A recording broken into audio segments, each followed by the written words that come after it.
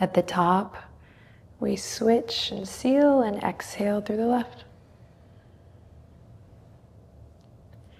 Inhale, slow, calming breath in through the left.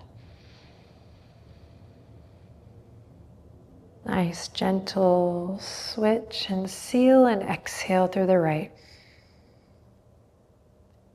Inhale through the right.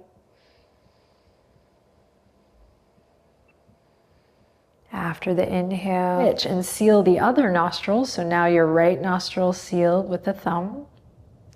And we exhale through the left.